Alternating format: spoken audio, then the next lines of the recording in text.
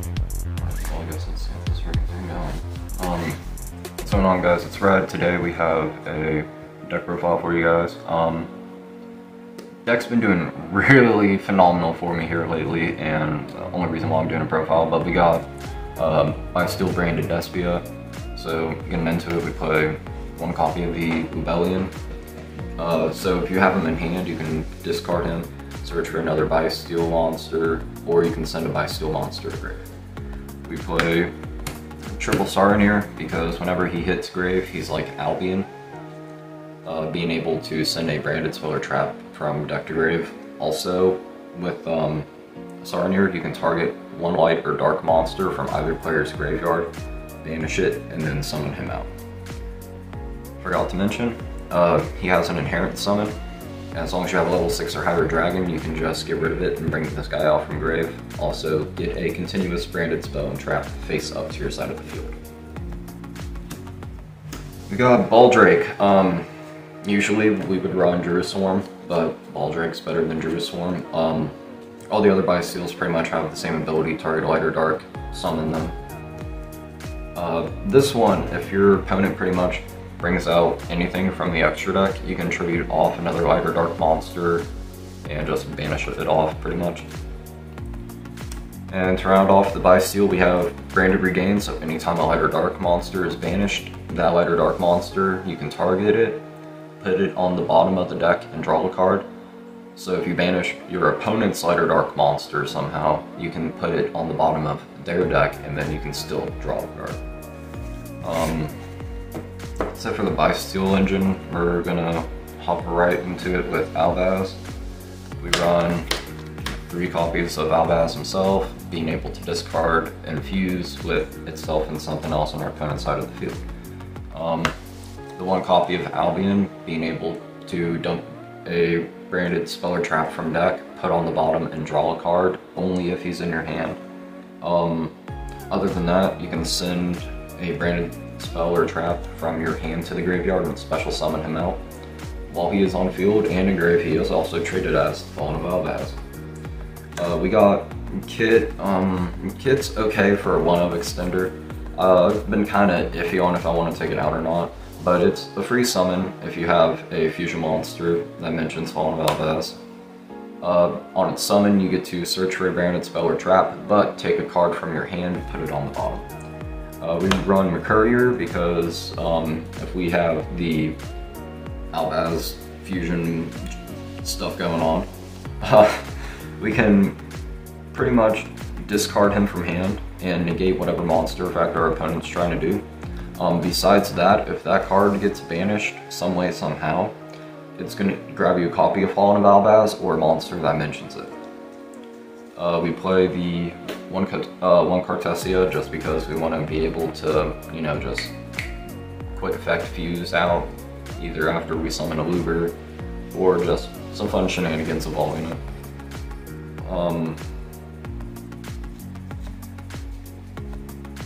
We run obviously the default 3 copies of Branded Fusion, being able to fusion summon from your hand, field, or deck for materials. Really good, really fun card. Another really broken card, Branded Lost. So, the fusion summon window of your stuff activating, your opponent cannot activate cards in response to. They cannot negate the activation of the stuff doing it. Unless you hit Branded Fusion, then they can ash it. But, continuing on, whenever you do summon a fusion monster, you can search for Fallen of Albaz or a monster that mentions itself. I mean, yeah, mention Albaz itself. For the 1-of, we play Branded in High Spirit. So this card has actually been really funny to pair up with Saronir to do some weird plays to get some of my branded stuff into my hand before I start committing to any form of play. And it's great. You just reveal a dragon or whatever from hand and make sure you reveal 1 from the extra deck that is a level 8 fusion with 25 attack or defense. And then you can send both the revealed from extra and the revealed from hand to grave, and then get a search for Albaz or monster that mentions it. And that's closing off the Albaz stuff. Going in for Despia, we now have 3 Eluber. Whenever it's normal summoned, search for a branded spell trap. Unlike Kit, you don't put a card back, and that's why we love this guy. While he's in grave and a fusion monster on your side of the field leaves, you can target an effect monster your opponent controls, negate the effect, and then special summon him out from grave. Keep in mind, this guy in Tragedy, you can only do 1 of their effects per turn.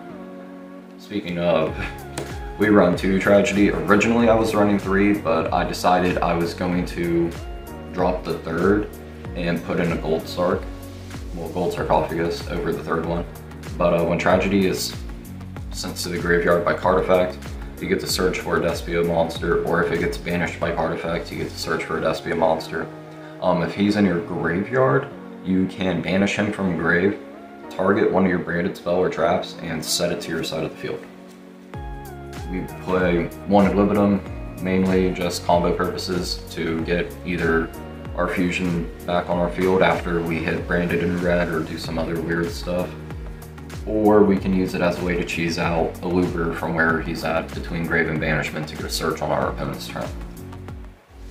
Also, he does a weird attack manipulation when he's on the field.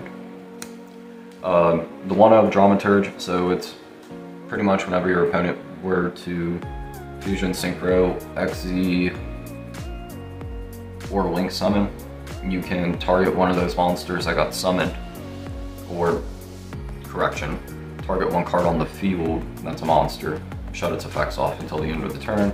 If he gets used for fusion material, he's just gonna bring himself right back. We got triple opening, so as a card effect that does not cost at all, you discard a card, special summon a Despia from your deck in defense. Okay, cool.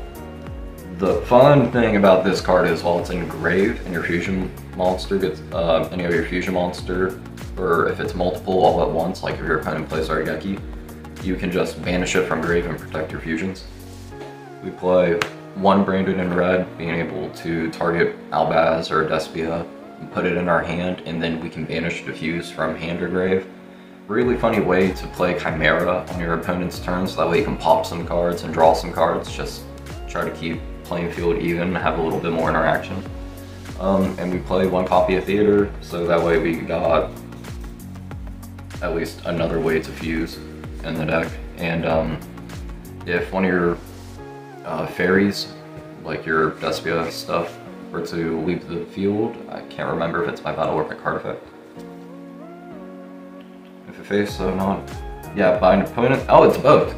Okay, so yeah, if it leaves by battle or by card effect, you can target a level 8 fusion in your graveyard and special summon it. Continuing on to the rest of the deck, I guess we can just call this filler, staple, whatever, I guess. But we play triple chain, and with the triple chain, of course, we play 2 patchwork, 2 poly. Reason why I play 2 chain is, 3 chain. The deck has a bunch of discard effects, so I really try to optimize off of that by giving myself more ways to fuse. And yeah, that's my only reason for running that, and we played the 1 Raw Disciple to be funny. When we get to the traps, you'll see why. Triple Super Poly. Oops, there's a card under that. I feel like it's just a necessity for not just a fusion deck as well, but just board breaker, problem solving cards. Same thing as Dark Ruler, just board break, problem solving cards. Sometimes your opponent can get a little bit out of hand with their boards, and especially if you go second with this deck. So you really just want to see your chance of trying to answer whatever they have.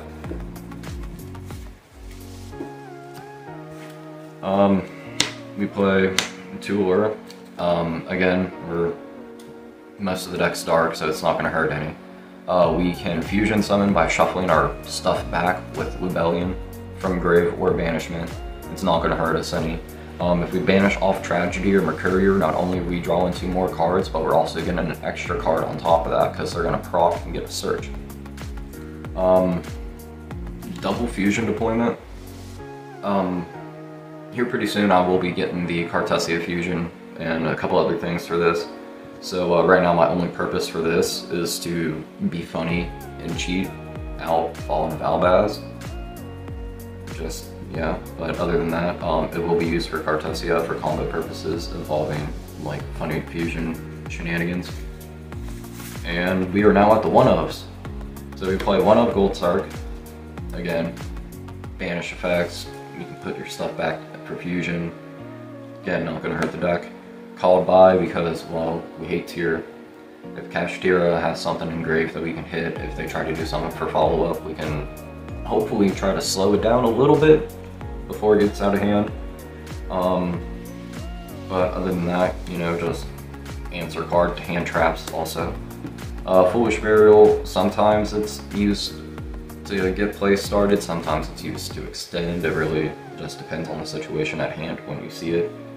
For traps, Expulsion, so this is where the Raw Disciple is funny.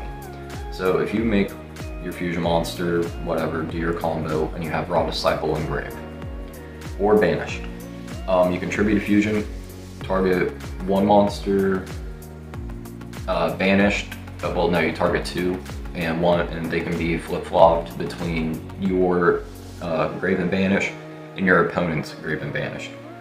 You can special summon 1 to your field and then 1 to your opponent's. Or if you get rid of a monster that mentions Fallen of Albaz as the fusion material, you can just summon both to your side of the field. Typically what I do is I give my opponent the Raw Disciple off of this play because while Raw Disciple is face up on the field, they can't summon anything. You can't tribute over Raw Disciple, so you pretty much have to run Dark Hole, T-Tribute, or some cards that'll get rid of it. Branded Banishment, this is the branded form of Super Poly, so it kind of makes up for a 4th Super Poly, I guess. You can target either a Despia or a level 8 fusion in your grave, and then special summon it to your side of the field. After you special summon it, you have the option on if you want to banish cards from either side of the field to fusion summon. And then we play Retribution. The key reason why we use Retribution is we banish it from grave and get a branded spell or trap from our grave back to our hand. Besides that, you can either tribute a monster on your field that mentions Fallen of Albaz, or you can take 2 monsters from your graveyard that have it as fusion material, put them back into the extra deck, and you can negate a spell trap or a monster effect that's granting your opponent the ability to special summon. That's it for the main, and I guess we're gonna go and look at the extra deck now. So starting off, we play 1 Despia Quateris. If your opponent gets rid of it by card effect somehow, you're gonna either special summon out Fallen of Albaz or a Despia monster. Besides all of that, really, you're just gonna make everything on the field that's not a level 8 or higher fusion 0. And we like that because our fusions are big beat sticks. I actually prompt to play 2 Masquerade just because I can force and push out 2 all the time. And it's gonna be more detrimental to your opponent because every time they go to activate anything, they have to pay 600. So if you have 2 Masquerades up, your opponent's paying 1200 just to activate 1 card. We got Albalinatus being able to, say you're playing against a Dragon Link player, right? You normal summon Fallen of Albaz, don't activate the effect, because you can contact fuse the whole board off and bring him out. Again, weird card, can somewhat, in the right situation, be a problem-solving card. He can attack up to as many times as the fusion materials were used for him, and if he is sent to grave, he can search you out a fusion normal spell or polymerization. We play your standard Into Levelian, being able to shuffle from grave, field, or banishment to fusion summon. Albion, being able to banish from hand, grave, or field to fusion summon. And if he's sent to grave, you get to search for a branded spell or trap from your deck and either add it to your hand or set it to your side of the field. 2 copies of Mirror Jade, which, love this card. I will never put this deck down because of this card. You can send a monster from your extra deck that mentions Fallen of Albaz as material to the graveyard, and then banish any one card on the field non-targeting. Well, any one monster on the field non-targeting. If he gets destroyed or leaves the field some way because of your opponent, pretty much, he triggers to resolve on end phase and just destroy all monsters your opponent controls. We play the one Chimera because it's funny to have the interruption on your opponent's turn, or if you're going second and you can go on ahead and just hit that off the jump before you commit into plays and try to get rid of problem cards. Kudos to you. Drags to Paleo for super poly target, and also it's a form of monster negation. Who doesn't like it? Super poly target. Other than that, I just have him in there to change his attribute around between light and dark. I'm taking this out for the Cartesia fusion when it comes in. Other than that, truthfully, I really don't like this card, other than he can just keep reoccurring himself when he leaves the field. And Garura, because not only do we like to do double damage, but we like to draw a card when this thing leaves the field. Anyway guys, so that's the deck profile. Like, subscribe, notification bell, all that. Catch you in the next one. Peace.